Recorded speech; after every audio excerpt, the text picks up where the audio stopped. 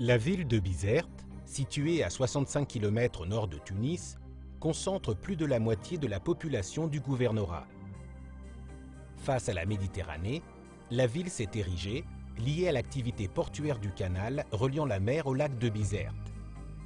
Un unique passage connecte les deux rives. Un pont mobile qui s'ouvre 2 ou 3 fois par jour, permettant l'accès des grands navires vers le port de Bizerte et le chantier naval de Menzel Bourguiba au fond du lac.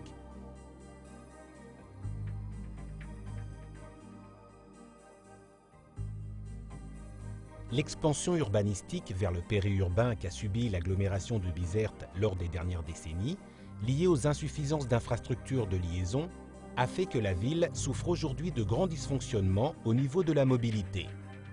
En raison de cette unique sortie de la ville en direction sud, le centre-ville est complètement congestionné. Ces problèmes s'aggravent lors des horaires d'ouverture du pont. Également, les échanges avec le Grand Tunis sont fortement affectés. La limitation de la circulation de poids lourds sur le pont mobile et le centre-ville, les obligeant à contourner le lac, répercute aussi sur les possibilités de développement économique de la région. En vue d'améliorer l'accessibilité et de promouvoir le développement de la ville et de la région nord de Bizerte, le ministère de l'Équipement et de l'Environnement, par l'intermédiaire de la Direction générale des ponts et chaussées, a lancé l'étude de faisabilité d'une liaison permanente entre l'autoroute A4 et la ville de Bizerte. L'étude, financée par la Banque européenne d'investissement et développée par les bureaux d'études Tech Quattro et le consultant ingénierie, est structurée en plusieurs étapes. Dans cette première phase qui vient d'être achevée, des grandes options de couloirs pour le tracé ont été étudiées, tant pour un ouvrage de franchissement du canal en viaduc qu'en tunnel. Une analyse d'impact global de chaque variante a permis d'identifier les options les plus favorables qui seront à étudier plus profondément dans une deuxième phase. Avec l'analyse du milieu physique et socio-économique, les besoins à couvrir par le projet sont détectés. Dans ce sens, les plans et schémas directeurs pour les aménagements urbains prévus pour l'agglomération urbaine de Bizerte sont des pièces fondamentales à prendre en compte car ils déterminent le modèle de croissance et développement envisagé. D'autre part, de fortes contraintes existent imposées par l'occupation du sol, les zones stratégiques industrielles et portuaires, la forte présence militaire sur la rive nord du canal, le réseau ferroviaire et routier, les nombreuses zones bâties,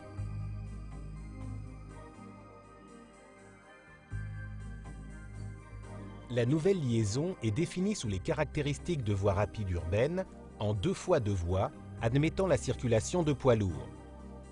Une première classification des couloirs analysés peut être faite entre ceux qui suivent un tracé périurbain, fuseau 0 à 5, permettant une vitesse de référence de 80 km/h, et ceux qui traversent le milieu urbain, fuseau 6 et 7, ce qui comporte la nécessité de réduire la vitesse à 60 km/h.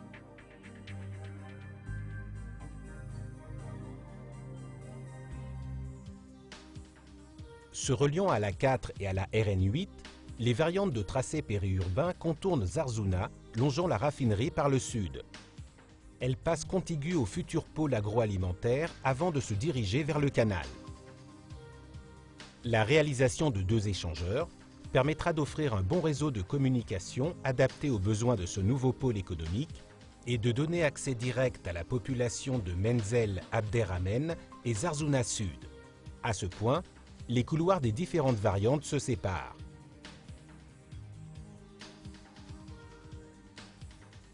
Les premiers fuseaux longent le canal en passant à travers les terrains naturels protégés de la pointe de Ras El Eshahara.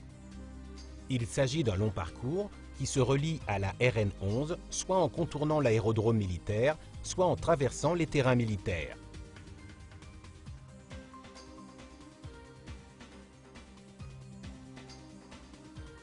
Pour le fuseau 2, le franchissement du canal se réalise au niveau d'une infrastructure militaire stratégique, la base navale, telle que prévue dans la version provisoire de juin 2012 du schéma directeur d'aménagement urbain.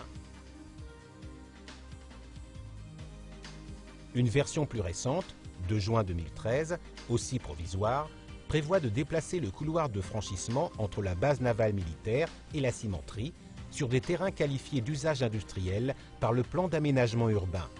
Les fuseaux 3 et 4 répondent à cette solution en minimisant les affectations sur ces terrains actuellement de domaine militaire. Ces deux variantes permettent de se raccorder au réseau routier existant au niveau de la RN11 et de desservir directement les zones d'activités industrielles, logistiques et portuaires. Ces tracés ouvrent la porte à se connecter à une future rocade à la ville qui deviendrait un axe de structuration de la croissance urbaine en donnant un accès direct vers les quartiers ouest et nord de la ville et en redistribuant les flux de circulation d'entrée à la ville. Les variantes définies pour le fuseau 5 franchissent le canal devant la cimenterie et la zone portuaire de la baie de Sabra. Il s'agit du tracé périurbain le plus rapproché de la ville de Bizerte, permettant de se relier soit à la RN11 ou la RL 313, donnant aussi accès aux quartiers ouest et nord de la ville. Ce tracé comporte de fortes affectations aux activités portuaires et de nombreux empiètements sur les zones bâties pour la réalisation du raccordement au réseau routier existant.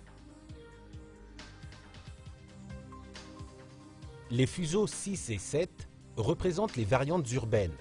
Le milieu, fortement urbanisé, limite la vitesse pour le projet à 60 km/h et implique de forts empiètements sur des bâtiments et voiries. Ce sont des couloirs qui améliorent la mobilité interne, mais qui maintiennent la concentration du trafic à travers la porte d'accès sud actuelle de la ville vers le centre-ville de Bizerte.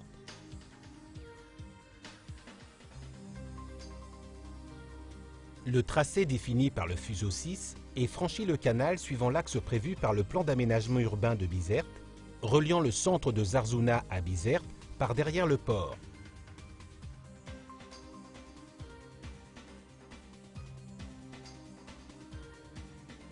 Le couloir littoral est défini par le fuseau 7. Il se relie à la zone touristique de la Corniche ainsi qu'à l'avenue Aïn Mariem, donnant accès au quartier nord de la ville. L'implantation d'une voie rapide en front de mer impose une barrière physique de la ville vers le littoral et concentre le passage des véhicules, y compris les poids lourds, devant le centre-ville et la Médina. Il ne permet pas de bien desservir les zones industrielles ni les quartiers périphériques de l'ouest de la ville. Ce couloir ne tient pas compte du développement et de la croissance prévue pour la ville.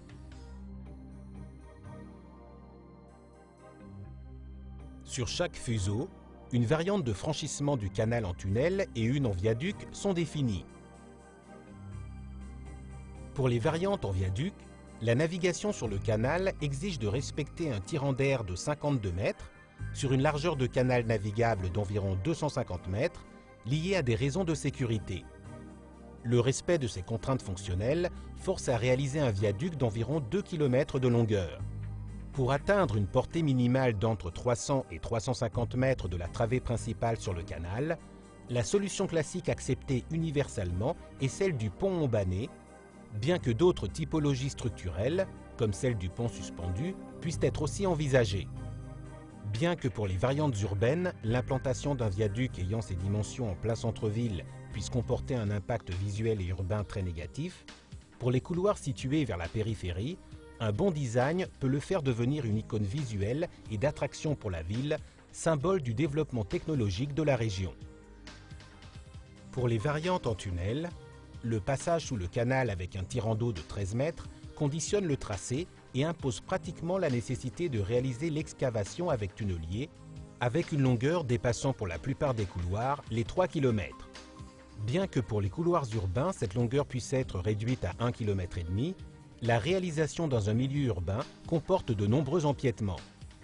Pour les tunnels, la sécurité conditionne en grande partie le profil en travers type pour l'ouvrage, devant garantir l'accessibilité aux équipes de secours et l'évacuation rapide des occupants des véhicules en cas d'urgence. Chacun des fuseaux décrits, tant avec ouvrage de franchissement en viaduc qu'en tunnel, a été analysé et évalué face à son impact sur l'environnement physique et naturel, sur le milieu humain et socio-économique et en termes de rentabilité. Les résultats de cette évaluation ont été incorporés dans une analyse multicritère, ce qui a permis de mettre en évidence les fuseaux les plus favorables d'après les différents points de vue. Ainsi, on peut conclure que tant pour les variantes avec un ouvrage de franchissement en viaduc qu'en tunnel, les fuseaux 4, 3 et 6 sont, dans cet ordre, les plus favorables. Le fuseau 6 porte implicite les restrictions de vitesse et des empiètements et expropriations de nombreuses édifications, comme conséquence du fait d'être implanté dans un milieu urbain fortement urbanisé. Il limite aussi les possibilités de développement futur des communes de l'agglomération urbaine ne respectant pas les objectifs fixés par le schéma directeur. Pour la variante en viaduc, l'impact visuel d'un viaduc de plus de 52 mètres de hauteur dans le centre-ville est un fait qui ne peut pas être négligé. Les coûts de réalisation d'environ 470 millions de dinars sont notamment supérieurs à ceux des viaducs sur les fuseaux 3 et 4. Pour la variante en tunnel, l'investissement initial de 525 millions de dinars et la rentabilité espérée sont par contre beaucoup plus favorables que ceux des autres variantes de liaison en tunnel. Les fuseaux 3 et 4 favorisent le développement économique de la région, en particulier de l'industrie et de l'activité logistique portuaire. Leur tracé s'adapte au réseau structurant pour la mobilité et à la croissance urbaine envisagée, favorisant la décongestion du centre-ville.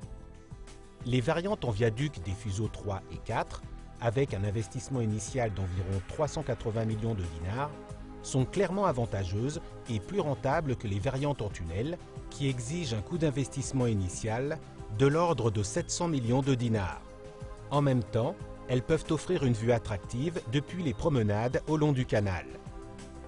Le choix final des variantes à développer en phase APS devra être fait selon les enjeux priorisés par l'ensemble des administrations et la société civile, compte tenu de son impact sur le modèle de développement envisagé pour la région de Bizerte.